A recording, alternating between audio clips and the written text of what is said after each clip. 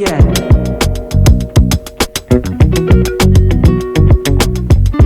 Minden mozog, az egész világ. Mozog a föld, mozog az idő, mi mozgunk a földön, állandó áramlásban, mozgásban van minden. És ebben a folyamatos és állandó áramlásban valamiért mi nem érzékeljük ezt a hihetetlenül intenzív és folyamatos mozgást. Mindig többre és többre és többre vágyunk, miközben lassan nem vesszük észre, hogy semmi nem az, aminek látszik.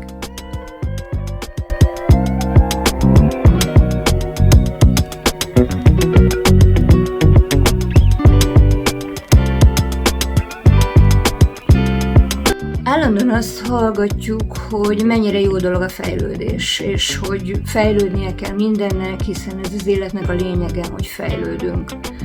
Feltetted már magadnak egyszer az életben azt a kérdést, hogy oké, fejlődünk, de mi az a fejlődés?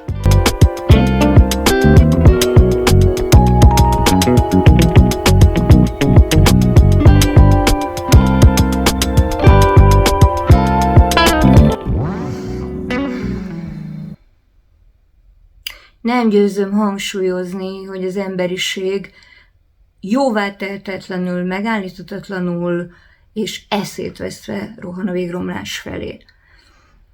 Ezt konkrétan csak azok az emberek látják, akik képesek az összefüggéseket látni, képesek a hírek mögé látni, illetve képesek azokat a mikroszkopikus méretűnél kisebb igazságtartalmakat összerakni, amiket itt a körülöttünk áramló és ömlő információ özön a rendelkezésünkre bocsájt. Semmi nem az, ami látszik, ez mindig is így volt. De ennek a mértéke, ennek az átláthatatlansága és a veszélye, az most ebben a mai világban, ebben a 21. század első harmadában tökéletesen és plastikusan testet öltött. Elérkezett az emberiség abba az állapotba, amikor már jó dolgában egyszerűen nem tudja, hogy mit csináljon.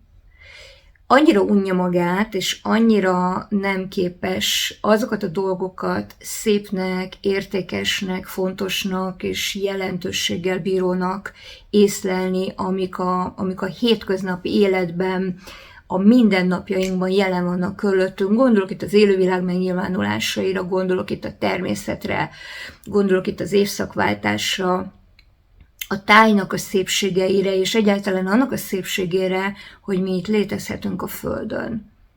Most a 21. század elejére eljutott az emberiség oda, hogy ez neki kevés. Nem tudom, hogy mi az Atya Úristenre vágyik, vagy mit szeretne még annál többet, hogy él, mert hogy közben meg nem vesz észre, hogy nem él. Nem él a szó szellemi és lelki értelmében. Az, hogy fizikailag vegetál, és megpróbálja egyre több és több és több, és megszámolhatatlanul rengeteg, teljesen felesleges az életét nem kitöltő és boldogán nem tevő dologgal körbevenni magát, akár információban, akár tárgyban, az nem jelenti azt, hogy itt most ezen a földön jól és normálisan élnek az emberek. A média eljutott abba az állapotba, hogy tökéletesen uralja a gondolatainkat. Gyakorlatilag az embereknek szó szerint ránőtt a telefon a kezére, és egy olyan mesterségesen generált információ éhségben tombol mindenki, ami egyrészt kielégíthetetlen, másrészt felfoghatatlan. Én még az organikus generációhoz tartozom, aki még ronybabával játszott, aki még örült, hogy futhat az utcán, aki még belemerítette a kezét a patakba, aki még gyűjtögetett leveleket ősszel, és örült a virágnak tavasszal, de a nálam akár csak 15 évvel fiatalabbak, akik a 70-es évek közepén születtek, azok már egyszerűen nem képesek ezzel azonosulni. Még ők is voltak organikus módon, éltek organikus módon, és még játszottak organikus játékokat, de nagyon fiatal felnőtt korukba bekerült gyakorlatilag a telefon és a telefon nyújtotta, és az internet nyújtotta hihetetlen kozmikus valóságnak tűnő iszony. Az a generáció, aki 2000 után született, az már köszönő viszonyban nincs azzal a világgal, amiben még az én generációm, vagy a 20. század végén született emberek éltek. Gyakorlatilag eljutottunk oda, hogy nem, hogy semmi nem az, aminek látszik, hanem egyszerűen kezdi az emberiség a talaját veszteni, anélkül, hogy ezt észlelné, érzékelné, vagy akár csak észrevenné. Egy nagyon-nagyon fontos filozófiai tételt állapítottam meg jó sok évvel ezelőtt. Én nem tudok róla, hogy ezt rajtam kívül ezt a felfedezést megtette volna valaki. Ha igen, akkor örülök, hogy párhuzamosan ugyanarra gondoltunk. Ez a tétel pedig úgy hangzik, hogy a hit az az emberi léleknek a gravitációja. Ugye azt tudjuk, hogy fizikai értelemben mi a gravitáció, mi itt a gravitáció hatására nem lebegünk el a Földnek a középpontjától, 2 lábbal, vagy 4 kézláb, vagy hasonfekve, vagy ahogy éppen akarjuk, de itt vagyunk, itt állunk ezen a Földön. De ugye az ember nem csak testből áll, hanem az embernek van szelleme, meg van lelke. A szellemével gondolkodik, ezt már tudja a tudomány is. A lélek nevű izét viszont nem tudja földolgozni, még a mai napig keresgélnek, kaparkálnak, és a kvantumfizika megjelenésénél és felfedezésénél úgy azt hiszem, hogy a lehető legközelebb került az emberiség Istenhez, és a legközelebb került önmagához is. Az kérdés, hogy mennyire tudjuk ezeket a dolgokat a helyén kezelni, illetve hogy ezeket a felismeréseket ki, hova, milyen kis dobozkába rakja be.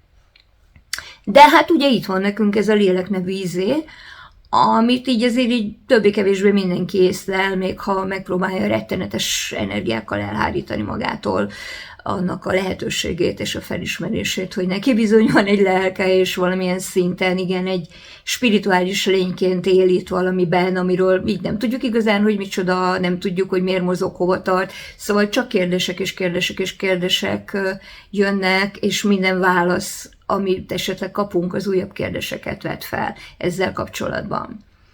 Ahhoz, hogy valaki lelkileg stabilnak érezze magát, és ne érezze teljesen elveszettnek, és talaját vesztetnek, ahhoz valamiben kell hinnie. Most nem konkrétan a vallásra gondolok, bár a vallásos hit is iszonyatos erővel bír, és hogyha valaha az életben próbáltál már valakit megingatni a hitében, akár a vallási, akár a politikai, akár a bármilyen meggyőződésében, amiben ő olyan nagyon-nagyon zsigeri szinten, atavisztikus szinten hisz, akkor megtapasztalhattad azt a mérhetetlen, iszonyatos erővel megjelenő ellenállást, amit ő tanúsított, mert hogy ő nem akarja, hogy te őt kizökkensd az ő hitéből.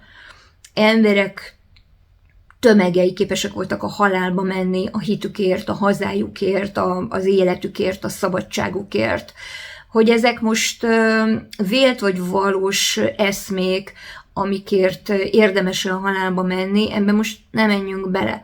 Ha valaki valamiben hisz, és gyökeresen és zsigeri szinten hisz, akkor azt az embert rettenetesen nehéz ebben a hitében megingatni. És most nézzük meg egy pillanatra, hogy mi történik akkor, amikor valakinek elveszik a hitét. Ugye tudjuk a középkorról, ami nagyon sötét volt, na nem, mint hogyha a mai világunk nem lenne elég sötét, de ugye a középkorról mindenki azt tanulta a történelemben, hogy fú, az aztán annyira sötét volt, a vallás mindenre rányomta, a katolikus vallás a bélyegét, és iszonyatos szankciókat vezettek be mindenkinél, aki egy kicsikét is másképp gondolta azt a dolgot, amit ők tanítottak. Erre a hitrendszerre azért volt szükség, hogy az embereket a tökéletes elhűlés állapotában tartsa, illetve válaszokat adjon a kimondott és ki nem mondott kérdésekre. Aki kérdezni már az eretnek volt, és bizony ezeket az eretnekeket a nem válogatottan aljas, gonosz és iszonyatos eszközökkel kínozták, hogy bevallják, hogy szimborálnak az ördöggel, és bevallják azt, hogy ők bizony nem akarják az isteni hitet követni, és ezért meg kell őket ölni. Ezek az emberek a hitükből fakadó erővel mentek mágiára, és hajtották a fejüket a vesztőhelyen, a hóhér palosa alá, és gyakorlatilag nem engedték magukat megingatni a hitükben, tehát ebben a hitben megerősítve erőt nyertek ebből a hitükből még a halálhoz is. Na most mi történik akkor, amikor egy embernek sikerül elvenni a hitét? A hadsereg különböző aljasabb pszichológiai módszerekkel, az orvostudomány különböző kísérleti találmányait alkalmazva, és ennek a horrorisztikus voltától nem visszariadva, mindent elkövet annak érdekében, hogy bizonyos ügynököket, bizonyos katonákat átprogramozzon, tökéletes hitét veszítve, ilyen gépi robotokká alakítsa. No, nem kell félni nagyon sokáig, nem fog ezt tartani, mert már kitalálták azokat a mesterséges intelligenciával is megtámogatott robotokat, amik arcfelismerő szoftverrel rendelkeznek, és konkrétan, mivel nem gondolkoznak, nem éreznek, hanem egy parancsot hajtanak végre, hát mindenkit meg fognak ölni, aki az ő arcfelismerő programjukban benne van. De addig, amíg ez nem nyer teljes teret, addig még mindig folynak ezek a kísérletek, hogy hogyan lehet az embert az akaratától megfosztani, és hogyan lehet a hitétől megfosztani. Én nagyon szeretem a Pullmannak az Aranyiránytű című regényét, ez egy trilógia, az Úr sötét anyagai címmel. Igazából ez egy meseregény, egy fantasy, de nem meseregény. A Pullman szerintem egy nagyon komoly filozófus, aki hihetetlen érdekes témaköröket járt körbe. Az Aranyiránytű egyébként filmen is megtekintető, tehát az olvasni nem szerető és nem tudó emberek meg tudják nézni ezt a filmet bármikor. Kicsit más, mint a könyv, de azért a lényeg az benne van. Ebben a filmben egy olyan univerzumban játszódik a történet, ahol dajmonjaik vannak az embereknek, úgynevezett lélekállatok, akik mellettük sétálnak, ők kommunikálnak ezekkel az állatokkal, és amikor az állatot megöli valaki, akkor ők is lelküket vesztve teljesen kiüresednek. És ezt a témát itt eléggé körbejárja a Pullman ebben a regényében. Az egyik kisfiútól, az egyik mellékszereplő kisfiútól elrabolják a dajmonját, mert van egy olyan társaság, aki tulajdonképpen erre specializálta magát, hogy a gyerekekről levágja a lelkét, a dajmonját, és akkor teljesen szolgai, mechanikus biorobotokat hozzon belőlük létre. És ez a kisfiú, akinek elveszik a dajmonját, ez egy ilyen lélekvesztett zombivá válik. Én azt gondolom, hogy ez nem egy fantazi. Tehát, hogyha az embertől elveszik a hitét, és alapjaiban megingatják abban, amit ő a világról gondol, akkor tökéletesen a talaját veszti, és semmilyen kapaszkodója nem marad.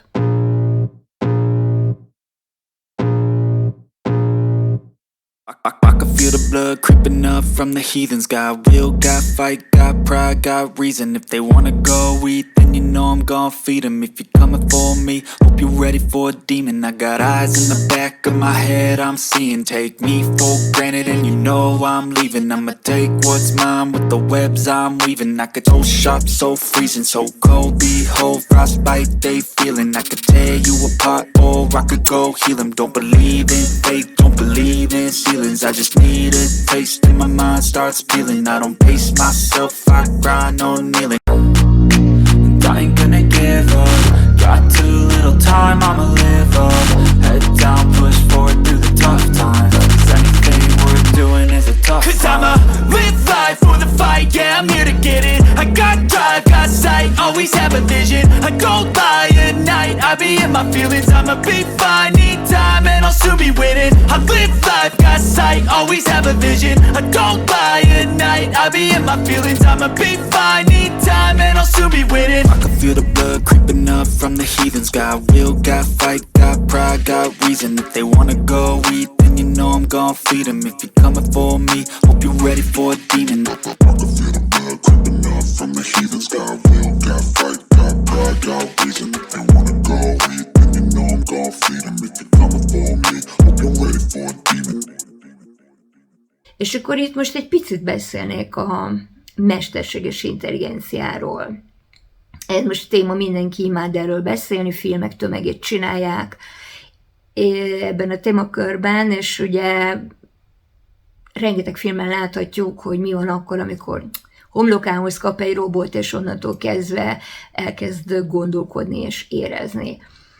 Ez nagyon nagy valószínűséggel nem fog megtörténni, mert az ember ugyan Isten maga rendelkező, Isten szikrával rendelkező lény, de én azt gondolom, és inkább azt érzem, hogy ott azért van egy határ, amit szerintem az emberiség nem fog tudni átlépni.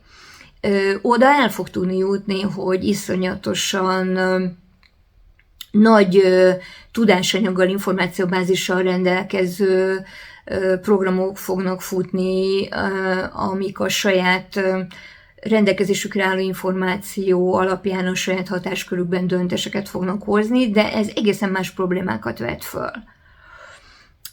Én magam is használom a mesterséges intelligenciát szövegfordításra, hanggenerálásra, hangfordításra.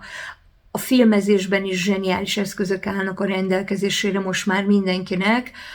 Gyakorlatilag már nem kell okosnak és tehetségesnek lenni, nem kell tudni vágni, nem kell tudni fényképezni, igazából szinte semmit nem kell tudni, mert jönnek a zseniális szoftverek, és megoldják helyetted, megvágják a videót, kiigazítják, ahol elrontottad a képet, kiigazítják a mondatodat, ahol hülyeséget beszélsz.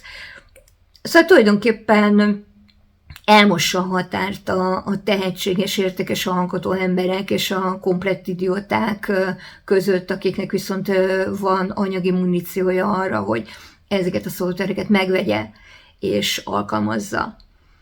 Viszont ez itt rögtön egy őrületes kérdést vett föl. Tehát eljutott ugye a mesterséges intelligencia oda, hogy egy fotóból ma már bármilyen videót létre tudsz hozni. Hogyha megfelelő mennyiségű fotóanyagod van egy emberről, ha megfelelő mennyiségű hanganyagod van egy emberről, akkor gyakorlatilag a világ összes nyelvén tudod beszéltetni azt az egy fotót, és azt mondatsz erről, amit akarsz.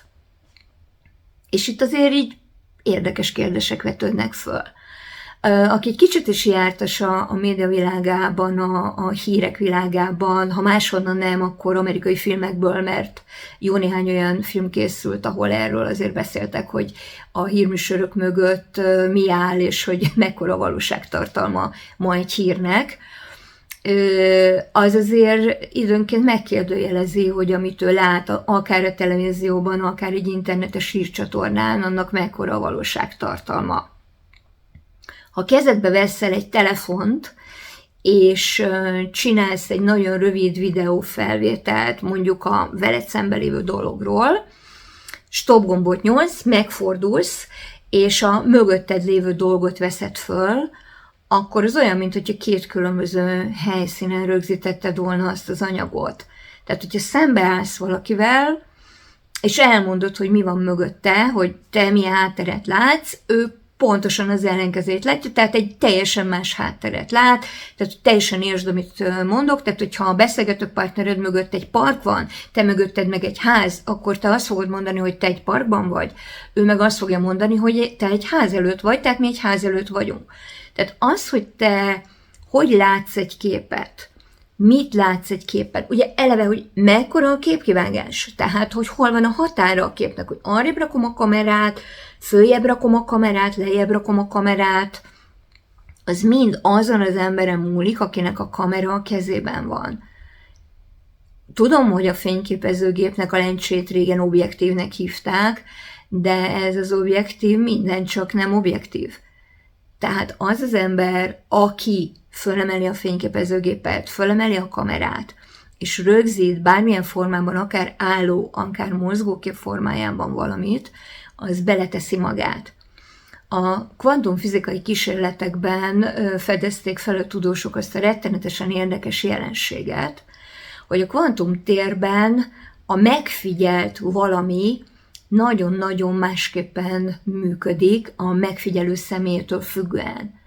Tehát attól függően, hogy ki nézi, hogy nézi, ő attól függően más és más aspektust mutat. Na most, hogyha ez kvantum szinten igaz, akkor miért ne lenne igaz ez itt a 3D-s földi világunkban is? Persze, hogy igaz. De akkor ugye tedd már föl ezt az egyszerű kérdést, hogy mi a valóság. Tehát, hogy mit mutatnak neked? És utána rögtön kérdezd azt is meg, hogy miért mutatják ezt a valamit.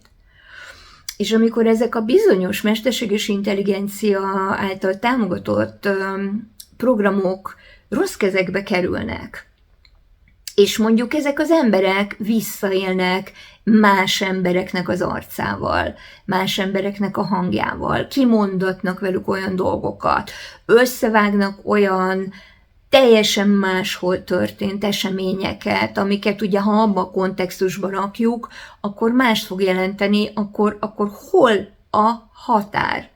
Hol van a valóság? És akkor itt visszatérünk a hit kérdéséhez, hogy innentől kezdve miben hiszel? Mert egy kisgyereket pisztollyal egy grünbox előtt beszkenelve akármire használhatsz. Tehát az egy gyerek lehet egy játékboltban, lehet egy háborúban, lehet egy terrortámadásban, lehet az apuka vadászat, bárhol lehet.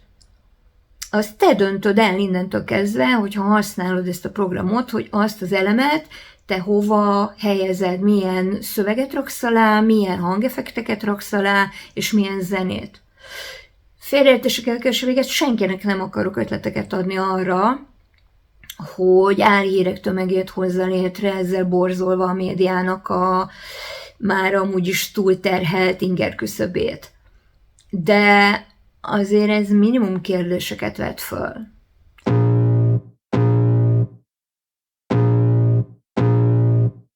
I can feel the blood creeping up from the heathens. Got will, got fight, got pride, got reason. If they wanna go eat, then you know I'm gon' feed them. If you're coming for me, hope you're ready for a demon. I got eyes in the back of my head, I'm seeing. Take me for granted and you know I'm leaving. I'ma take what's mine with the webs I'm weaving. I could so sharp, so freezing, so cold. Behold, frostbite they feeling. I could tear you apart or I could go heal them. Don't believe in fate, don't believe in ceilings. I just need a taste and my mind starts peeling. I don't pace myself, I grind on kneeling. And I ain't gonna give up. Got too little time, I'ma live up. Head down, push forward through the tough times. 'Cause anything worth doing is a tough 'Cause I'ma live life for the fight, yeah, I'm here to get it. I got drive, got sight, always have a vision. I go by at night, I be in my feelings. I'ma be fine, need time and I'll soon be winning. I live life, got sight, always have a vision. I go by at night, I be in my feelings. I'ma be fine, need time and I'll soon be winning. I can feel the blood creeping up from the heathens. Got will, got fight, got pride, got reason. If they wanna go eat, then you know I'm gon' feed them. If you're coming for me, hope you're ready for a demon. I can feel the blood creeping up from the heathens. Got will, got fight, got pride, got reason. If they wanna go eat, then you know I'm gon' feed them. If you're coming for me, hope you're ready for a demon. Kérdéseket vett föl, hogy ki irányítja ezeket a tendenciákat. Amikor elkezdesz őrülten lelkesedni mondjuk a klímaválság vagy a globalitás ellen tiltakozók emberek gondolkodásáért, akkor egy pillanatra gondoljam bele, hogy oké, hogy egyetértesz velük, én is rohadtul egyetértek, tehát a klímaválságot is meg kéne oldani, meg a globalizációt, meg baromi sok dolgot meg kellene oldani. Én mondjuk a jegesmedvéket is szeretném megmenteni, meg az óceánoknak a műanyagpalackokkal való elborítását is szeretném megoldani, meg az olajfoltokat, szóval mindent szeretnék megoldani én is, csak biztos, hogy az a jó megoldás, hogyha kifekszel az utca kövére egy busz elé? Biztos, hogy amivel te hirtelen azonosulni kezdesz, mert visszacsatolást kapsz a lelked megnyugtatására, a hitedben megerősítve, hogy igen, te jól gondolod, hogy te mondjuk kitalálod, hogy vaskályha szeretnél lenni, mert mennyire jó dolog vaskályhának lenni, és tulajdonképpen a vaskályhák egyenlőségért kellene innentől kezdve a hátralevő életedben küzdeni, ami egy teljesen nemes és értelmes cél, és akkor ugye az internetnek az algoritmusai, amik árgus szemekkel figyelik, hogy téged mi érdekel, és mivel szeretnél foglalkozni, el fog kezdeni neked az összes algoritmus betolni az arcodba vaskályhákat, és akár fog találni egy olyan komplet barmot, aki szintén vaskályhának akarja magát képzelni, és ebből te valami Deus ex machinaként egy őrületes megerősítése lesz, hogy hát ilyen van, hát én miért ne lehetnék én vaskályha? Oké, legyél bumbika, de attól, hogy te vaskályhának hiszed magadat, ami egyébként régen egy pszichiátri eset volt, ma normális és jogod van hozzá, attól te még nem leszel vaskályha. Ha egy jelmezt veszel magadra, akkor sem leszel vaskályha. Te egy férfi, vagy egy nő, vagy egy hermafrodita vagy, mert ez a 3 biológiai megnyilvánulása van az embernek, bármivé lehet válni, meg bármit lehet akarni, de attól, hogy te valamit itt erőszakolsz, attól nem leszel az. Tehát föl lehet venni egy barokk parókát, be lehet festeni zöldre a hajadat, le lehet vágni a pöcsödet, melledet, de attól még a lényeg nem változik. És akkor kérdés, hogy mi a lényeg? És itt akkor egy olyan talajra érkeztünk, ahol a vékony jég már be is szakadt alattunk, hiszen a lényeg az egy szubjektív dolog. A lényeg, hogy te minek érzed magadat, miben akarod, milyen helyzetben akarod magadat jól érezni. És akkor így szeretném megkérdezni, hogy miért nem érzed magadat jól abban a helyzetben, hogy te ember vagy? Megszülettél ide a földre, adottságokkal. Hülye vagy, okos vagy, szép vagy, csúnya vagy, kövér vagy, sovány vagy, fekete a bőröd, sárga, fehér, zöld, tök mindegy, megszülettél emberként. Kaptál valamilyen adottságokat. Miért nem kihívás felfedezni, hogy te milyen adottságokat kaptál? Miért nem kihívás felfedezni, hogy milyen teremtő energiád van? Miért nem kihívás felfedezni, hogy milyen őrülten jó, hogy te tudsz gondolkodni, már ha tudsz, de most feltételezzük, hogy te, aki nézed a videót, te tudsz gondolkodni, mert különben már eljutottál volna idáig, tehát nem néztél volna már. Szóval, hogy tudsz gondolkodni, és ezzel, hogy te tudsz gondolkodni, képes vagy szeretetteli, felelősségteljes, kreatív döntéseket hozni. És képes vagy észlelni a világ szépségét, a világ csodáját. Könyörgöm, ez miért nem elég? És akkor nyilván hozzáteszed a magad teremtését, mert házat fogsz építeni, mert autót fogsz kitalálni, mert mit tudom én, mit fogsz csinálni, amivel nincs gond, hát csináld, ember vagy, legyél kreatív. Azzal sincs a világon semmilyen probléma, hogy az emberek különböző szexuális irányultsággal rendelkeznek. Az a jó hírem számotokra, vagy rossz, hogyha valakinek ez zavaró, hogy az állatok jóformán majdnem minden egyede biszexuális, tehát a heteroszexualitás az nem egy kritérium az élővilágban. Az állatovilágban nincs homoszexualitás, tehát ott biszexualitás van, hiszen az állatok nem képesek mindig párzani, nem képesek mindig utódok létrehozására, a nőstények ezt le is topolják, tehát nem is akarják, hogy állandóan terbessenek, nem is bírják, ugye fizikailag sem, és nyilván, hogy az állat se hülye, ő is rájött már arra, nem csak az emlős állatok, a madarak is, hogy örömet lehet egymásnak okozni. Tehát az örömokozással, a boldogságteremtéssel a világon semmi probléma nincsen. Azzal sincs probléma, ha valaki a saját neméhez vonzódik. Azzal sincs probléma, ha valaki mind a két nemhez vonzódik. Azzal sincs probléma, ha valaki a másik nemhez vonzódik. Ez mind az ő hálószobáján, berkein belül zajló történet, azzal sincs probléma, ha valaki férfiként nőnek akarja magát érezni, és gyönyörűséges nőnek öltözik. Hát könyörgöm, nézd már meg egy transzvesztit, tehát a világ leggyönyörűbb női. Egy nő soha a büdös életben nem tud olyan gyönyörű lenni, mint egy transzvesztit a pasi, hiszen ő annyi energiát öl abba, hogy gyönyörű nő legyen, amennyit mi nők soha nem fogunk, mert úgy nők vagyunk. Tehát a világ legszebb nője az a RuPaul, szerintem. És minden elismerésem azért, hogy ő így tud kinézni. De az is egy érdekes kérdés, hogy annak mi lehet az oka, hogy a pasik mindig gyönyörű nőnek öltöznek, azok a nők, akiknek meg az a rögeszméjük, hogy ők pasik, azok meg irgalmatlan ronda pasiknak.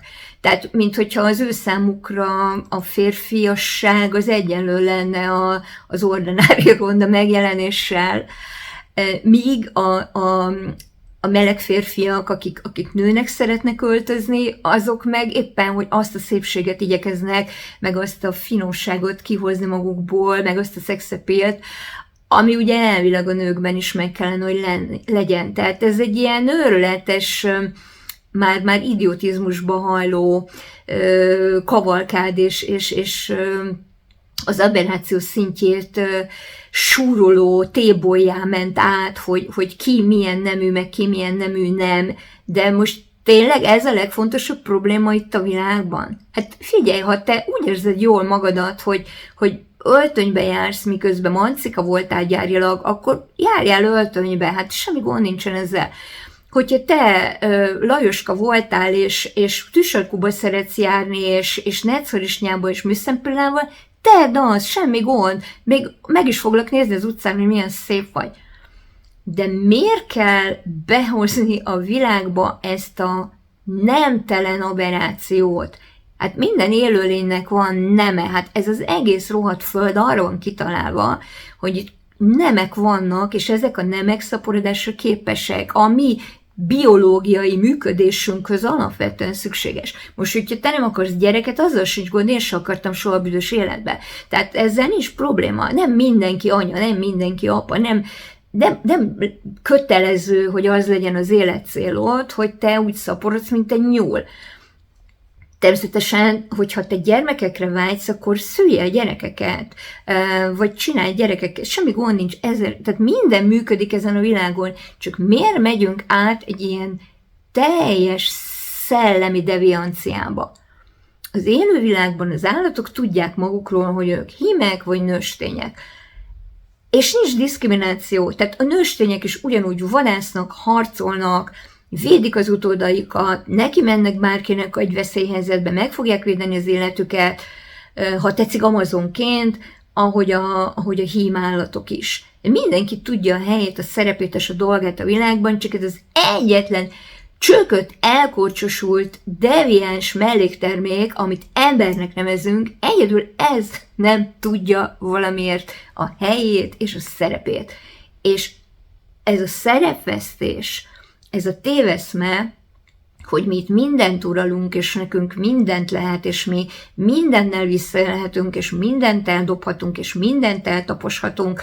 Hát, szóval az utóbbi időben 2 millió állatfaj pusztult ki, csak így hirtelen egy csettintésre, és pillanatonként olvadnak a gleccserek, meg a jéghegyek, szóval az óceán már elsavasodott, tehát hogy így minek kéne még történni a világban, hogy mondjuk az emberiség ne azzal foglalkozzon, hogy ő most vaskályha akar lenni.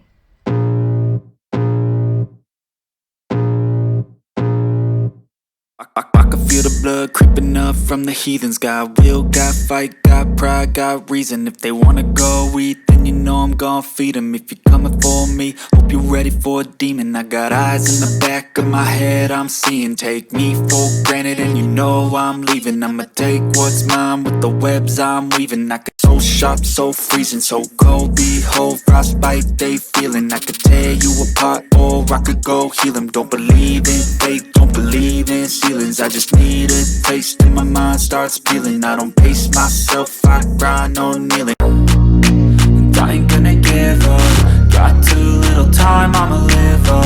Head down, push forward through the tough times. 'Cause anything worth doing is a tough 'Cause I'ma live life for the fight, yeah, I'm here to get it.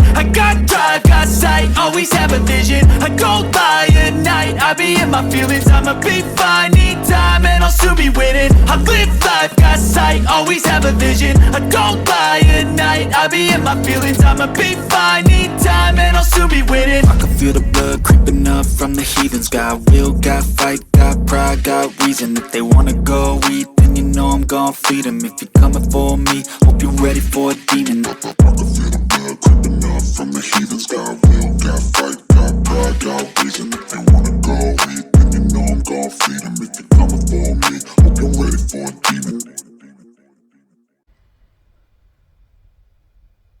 Egyszerűen nem értem. Szerintem, aki gondolkodik, és ebbe belegondol ebbe a kérdéskörbe, az szerintem szintén nem érti.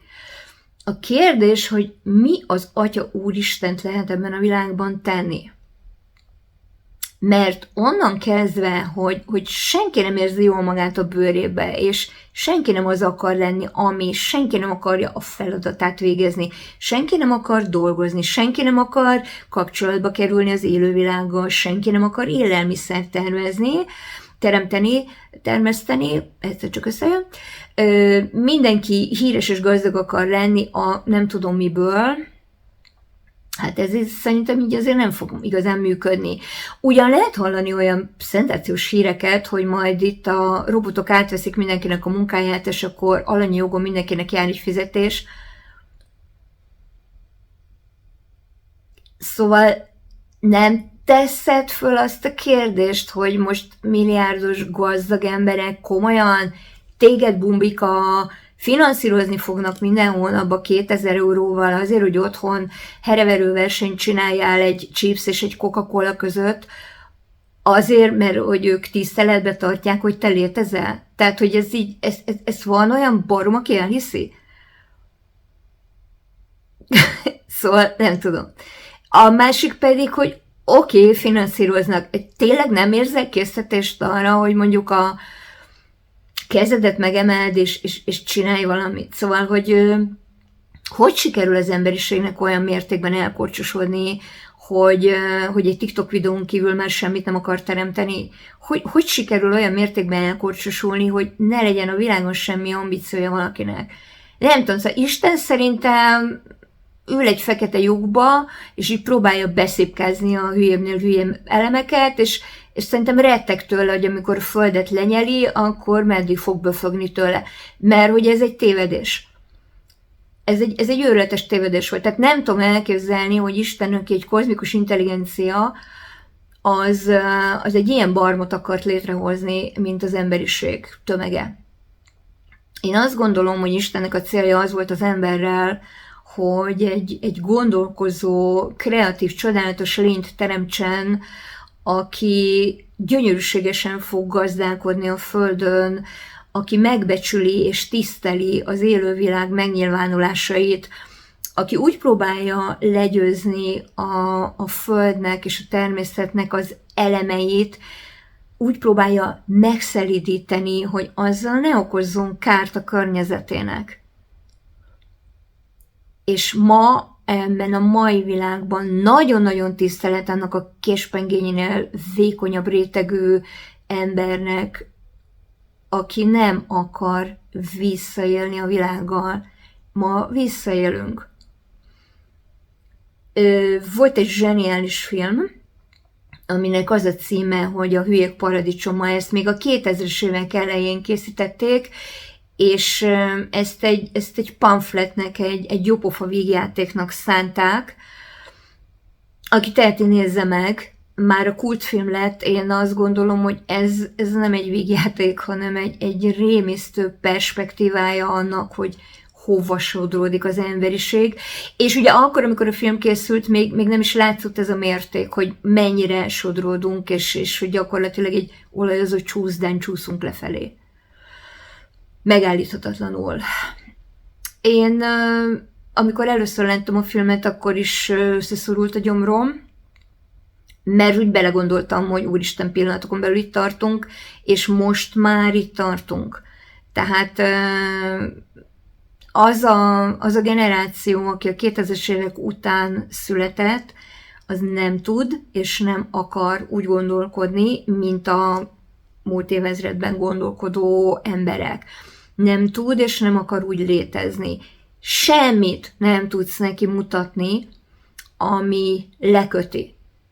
Tehát ma már olyan videókat látok, hogy gyorsító kamerával, illetve bocsánat, a kamera lassított, de a felvétel ez gyorsított, elültetnek egy magot, és akkor ott mutatja mellett a számláló pörög, hogy hány nap alatt kell ki abból a magocskából az a növénycsoda. Ez fantasztikus látni. Tehát én, amikor régen a televízióban dolgoztam, és természetfilmeket készítettem szerkesztőrendezőként, akkor így fele királyságomot odaadtam volna, hogyha lett volna a Magyar Királyi Televízióban egy olyan kamera, amivel ilyen felvételeket tudunk csinálni, sajnos akkor ez a technika még nem állt a rendelkezésünkre. De ez egyfelől gyönyörű, másfelől meg most Bombika odaül a tévé elé, vagy a videó elé, és akkor megnézi, és azt mondja, hogy aha, hát akkor ez így ki kell, és akkor bedug egy magot, és így ránéz, és hogyha 10 másodpercen belül, mert akkor mondjuk egy sort, nem lesz belőle fenyőfa, akkor így azt mondja, hogy hespicsábrusnya féreg, és kész, és így be van fejezve a sztori. Tehát a természetnek a szépségei, a természetnek a változásai, a természetnek az átalakulása, egyáltalán az idő, mint tényező, az teljesen átalakult, és teljesen megváltozott, és teljesen értelmezhetetlenné vált. Tehát azt mondja, hogy most, és akkor, hogyha nincs most, és az nem történik meg azonnal, akkor örjön meg, megtapossa az eszközt, ami éppen nem csinálta meg neki, amit akart. De ez a generáció téged is meg fog taposni, és mindent, és mindenkit meg fog taposni, mert ahhoz van hozzászokva, hogy a most az most van. És elpörgeti, és 1 másodperc alatt ő eldönti, hogy őt érdekli, amiről te pofázol, vagy nem érdekli. Tök mindegy, hogy miről beszélsz. Nincs jelentősége. De ha ma nem raksz iszonyatos mennyiségű hangeffektet, képeffektet egy videó alá, akkor nem teszi le összegét, és nem nézi meg. Hát gondoljatok bele, hogy amikor én filmeztem, akkor még fél perces, tehát 30 másodperces, azaz 3 sort ideje alatt lévő snitteket be lehetett rakni egy természetfilmbe. Hát ma már egy ember nem tud megnézni egy 80-as, pláne 70-es években készült filmet, mert olyan lassú. Nem bírja végignézni. Ma a játékfilmekben is a sortokról, amik kifejezetten arra vannak kitalálva, hogy ugye rövidek legyenek, ne is beszéljünk, de a játékfilmekben is alkalmazzák az 1 másodperces vágást. Tehát az annyi, hogy azt mondod, hogy 1, és már nincs tovább az a snit, nincs tovább az a kép előtted, és közben is folyamatosan mozog a kamera. Tehát ugye a riportalany az így mozog folyamatosan a kamerától, most én mozgok, mert hogyha áll a kép, akkor ez már nem érdekli az embert, a felhasználót. De most, hogyha minden mozog körülötted, és pillanatonként történik valami, hogy a viharba bírod fölfogni, amit mondanak neked. Tehát amikor fölteszel egy kérdést, vagy kapsz egy választ valamire, akkor nem érzi senki már igényét annak, hogy azon elgondolkozzon. Tehát úgy kerül egy irtózatos és tolerálhatatlan és felfoghatatlan információ tömeg másodpercenként egy embernek az elméjébe, hogy gyakorlatilag az így tovább is folyik, mint hogy megebreszted a vízcsapot, és már hol van ez a vízcsepp, ami az első pillanatban leesett. Fogalmad nincs róla, hogy hol vagy, hogy mi történik, hogy ki mit csinál, miért csinálja, hogy csinálja.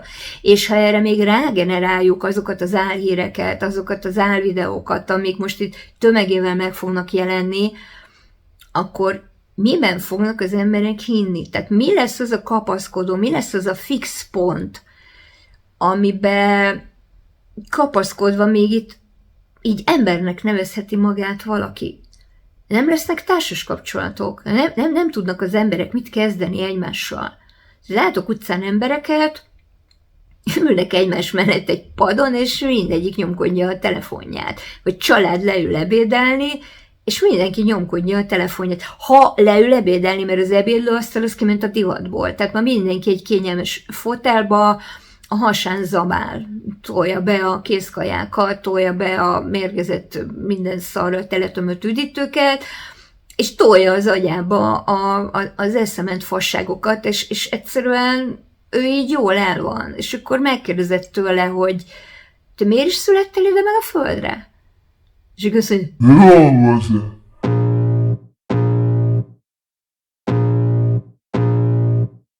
I can feel the blood creeping up from the heathens. Got will, got fight, got pride, got reason. If they wanna go eat, then you know I'm gon' feed them. If you're coming for me, hope you're ready for a demon. I got eyes in the back of my head, I'm seeing. Take me for granted and you know I'm leaving. I'ma take what's mine with the webs I'm weaving. I could so sharp, so freezing, so cold. Behold, frostbite they feeling. I could tear you apart or I could go heal them. Don't believe in fate, don't believe in ceilings. I just need a taste and my mind starts peeling. I don't pace myself, I grind on kneeling. And I ain't gonna give up. Got too little time, I'ma live up. Head down, push forward through the tough times. 'Cause anything worth doing is a tough 'Cause I'ma live life for the fight, yeah, I'm here to get it. I got drive, got sight, always have a vision. I go by at night, I be in my feelings. I'ma be fine, need time and I'll soon be winning. I live life, got sight, always have a vision. I go by at night, I be in my feelings. I'ma be fine, need time and I'll soon be winning. I can feel the blood creeping up from the heathens. Got will, got fight, got pride, got reason. If they wanna go eat, then you know I'm gon' feed them. If you're coming for me, hope you're ready for a demon. I can feel the blood creeping up from the heathens. Got will, got fight, got pride, got reason. If they wanna go eat, then you know I'm gon' feed them. If you're coming for me, hope you're ready for a demon. és kész, és itt be is fejezted a beszélgetést. Én nem tudom, hogy hányan fogják megnézni ezt a videót. Igazából vagyok annyira önzőművész, hogy azért csinálom, mert muszáj. Nekem muszáj elmondani ezeket a gondolatokat. Hát, ha még itt az univerzumban ez az energia, ez a szellemi energia, vagy ez a segélykiáltás, ahogy tetszik, amit itt most földobok a világ mindenségbe, ez így valahol tapadási pontra lel, és talán így egy pár ember magához tér, vagy azt mondja, hogy hoppá, fogjunk össze, és akkor tényleg így próbáljunk már meg valamit csinálni. És ez a világ, ez lehetne nagyon szép is. Soha nem volt igazán szép, mert az emberi kapzsiság, az emberi gonoszság, az a mérhetetlen parttalan idiotizmus, ami valamiért az ember sajátja. Mindig voltak olyan emberek, akik többet akartak, mint a másik, és ezzel el akarták tiporni a másikat. Nem vagyunk egyformák, nem vagyunk egyenlők. Most ne pecsételgessetek engem semmilyen rasszista jelzővel, mert nem vagyok rasszista, de ahogy két tojás sem egyforma, ahogy két fa nem egyforma, hogy két ember se egyforma. Tehát különböző fizikai, lelki és szellemi képességekkel rendelkezünk. Ezzel a világon semmi nincs baj, és most én nem azt mondom, hogy ez egy okosabb, a másik hülyébb, más szellemi kapacitásokkal rendelkezünk. Szerintem mindenkinek az lenne a feladata, hogy megkeresse azt a játékteret, és most itt nem a számítógépes játéktérre gondolok, amiben ő ki tud bontakozni, és meg tudja magát mutatni, amiben ő létre tud valamit hozni. Ezek a szerepjátékok is pótlékok, tehát ezeket azért játsszák a gyerekek, mert nem tud mit kezdeni a saját életében, nincsenek emberi kapcsolatai. És amikor elvész az emberek közötti kontaktus, és elvész a fizikai, a lelki és a szellemi érintés, akkor az már így nagyon hasonlít a hit és a talajvesztéshez. És hát egyenes úton haladunk afelé, hogy itt 8 milliárd ember lebeg majd a Földön hit nélkül, talaját vesztve. Tulajdonképpen ez egy űrhajó szó minden értelmében, hiszen az űrben lebegünk, és nem is tudjuk, hogy mi az az űr, meg nem is tudjuk, hogy miért lebegünk, meg miért forgunk, meg szóval így semmit nem tudunk. Azt tudjuk, hogy egy fix pont van legalább az életciklusunkban, tehát a születéstől halálig tartó életciklusunkban ez a Föld, ami minket táplál, és ami nekünk biztonságot nyújt.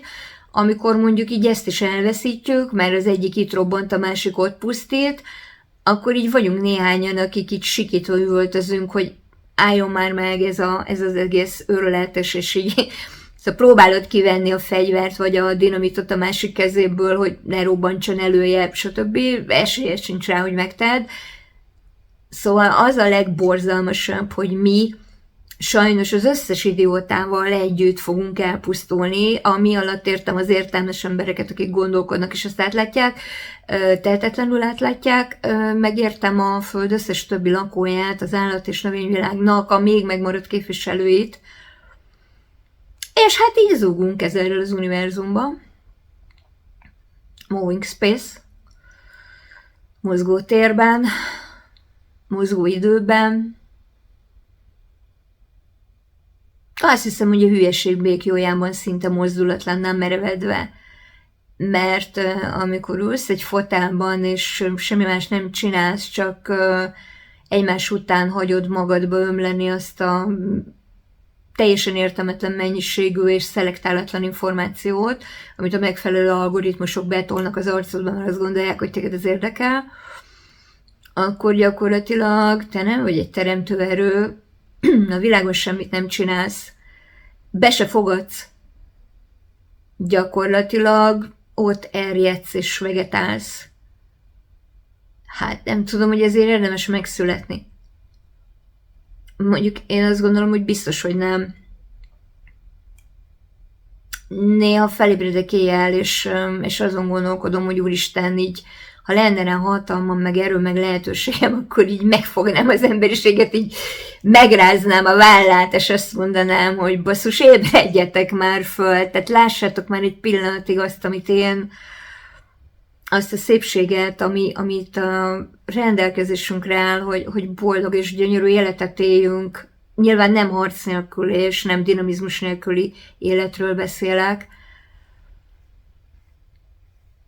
Elpazaroljuk, tönkretesszük ezt a csodát.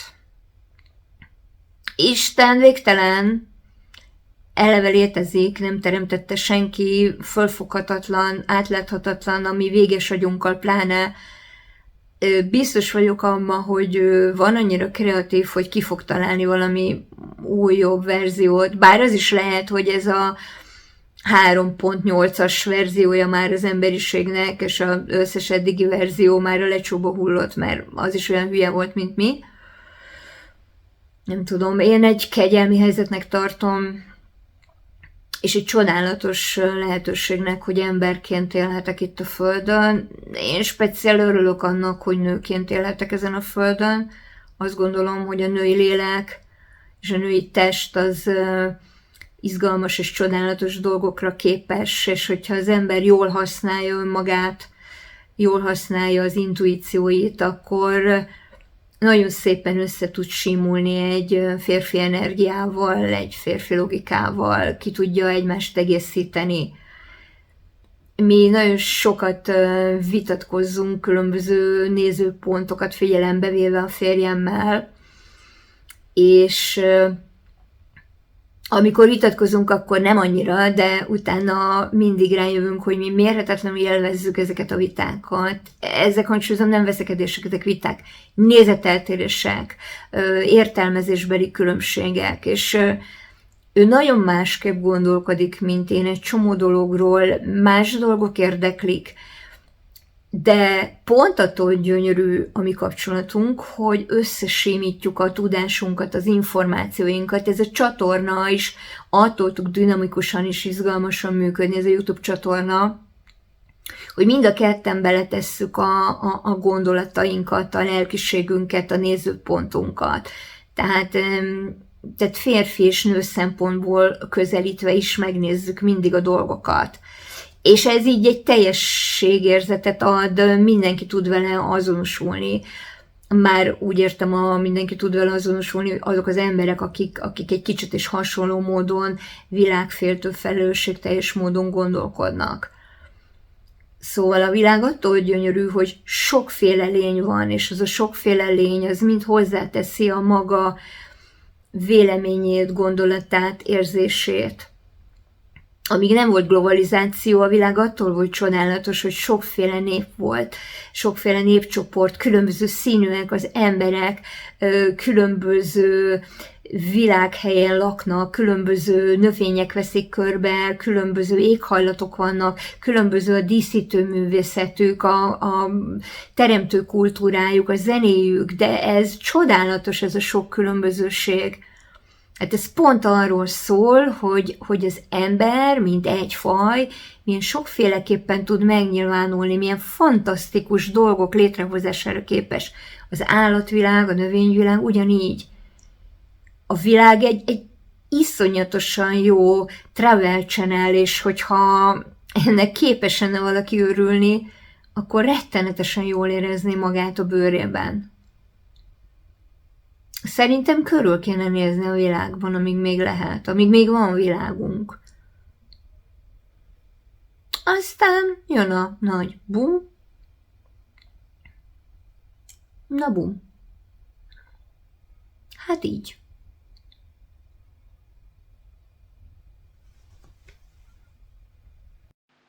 Yeah.